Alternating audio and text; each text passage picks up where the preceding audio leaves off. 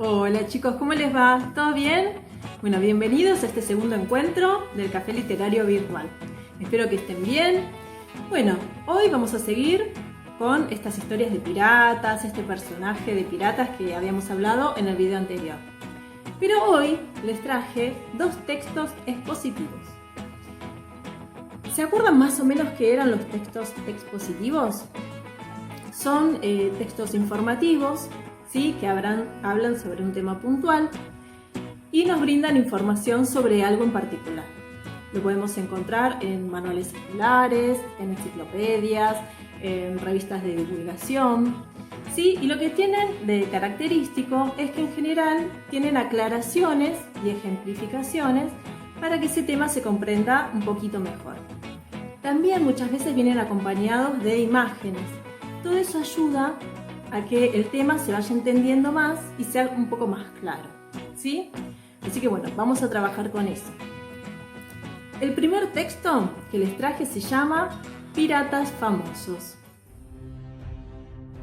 La navegación es tan antigua como el comercio.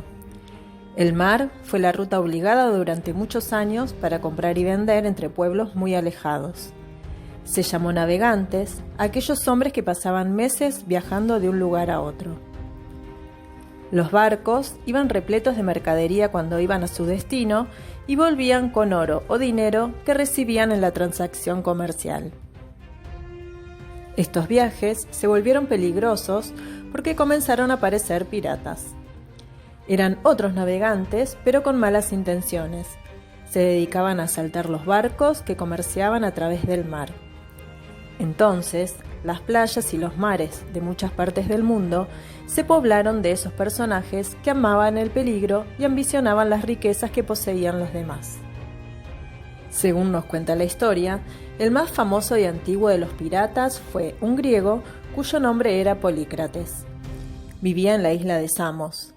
Allí mandó levantar un hermoso palacio y también hizo construir una gran flota de 100 naves de guerra con la cual asaltaba otros barcos que llevaban oro y piedras preciosas.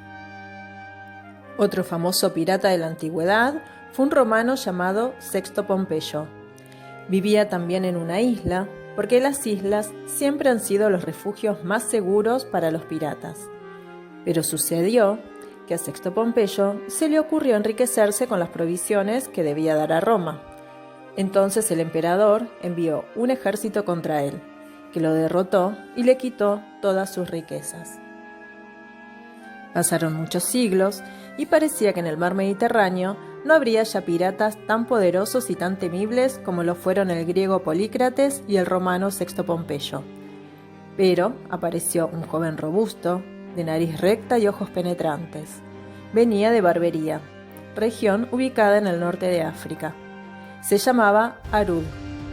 Pero como nadie podía pronunciar un nombre tan difícil y como además tenía rojos los pelos de su barba, todos lo llamaban Barba Roja. Y el segundo texto que les traje se llama Piratas del Caribe. Después surgieron otros piratas muy pintorescos, como los vikingos, que navegaban en barcos con forma de dragón, o como los piratas chinos, que siempre acechaban las naves enviadas por el emperador del Japón. Pero en realidad, la época de los más grandes y famosos piratas comenzó cuando el navegante Cristóbal Colón llegó a América. A partir de entonces, los conquistadores españoles empezaron a descubrir en nuestro continente riquezas nunca soñadas. Movidos por la curiosidad y la codicia, los conquistadores trataban de llevarse todas estas riquezas en sus barcos. Pero los piratas siempre se enteraban y atacaban las pesadas naves cargadas de tan valiosos tesoros.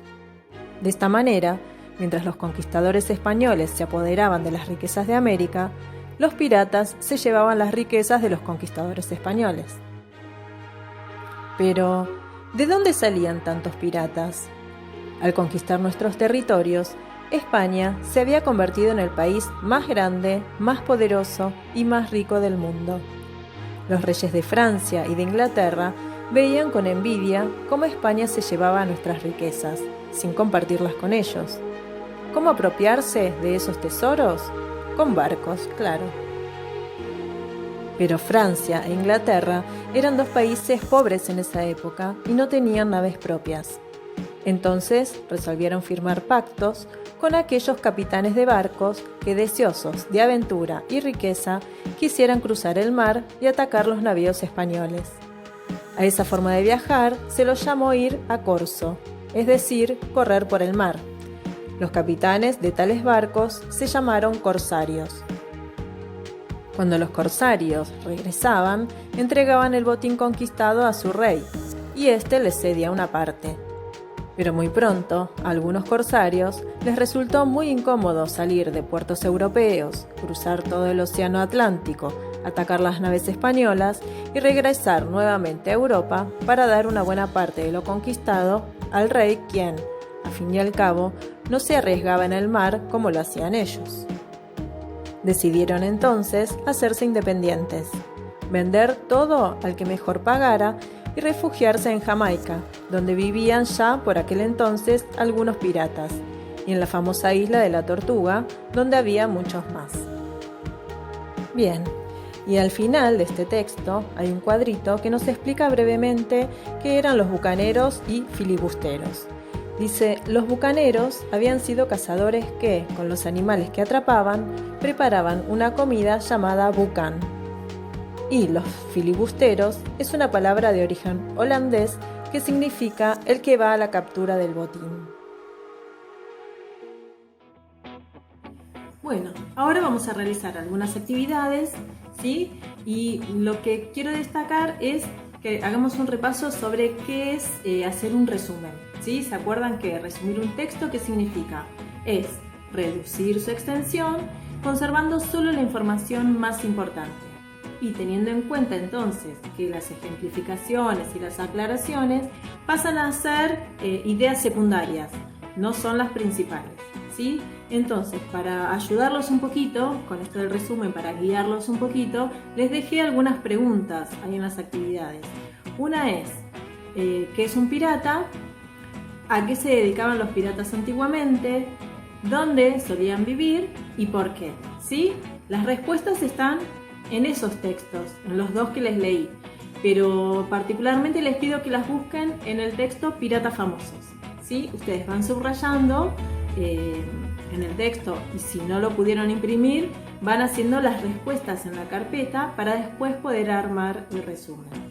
Siempre teniendo en cuenta los conectores, ¿sí? Para que tenga una cohesión, sea coherente. Entonces no puedo poner solamente las respuestas separadas.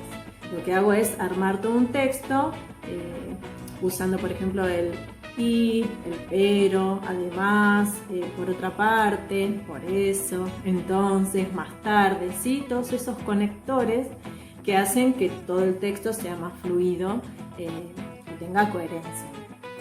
Así que bueno, eso sería por ahora. Bueno, me despido por hoy, hasta acá llegamos en este segundo encuentro y nos volvemos a reencontrar en el tercer encuentro del Café Literario Virtual. Espero que estén todos bien, nos vemos, chau chau.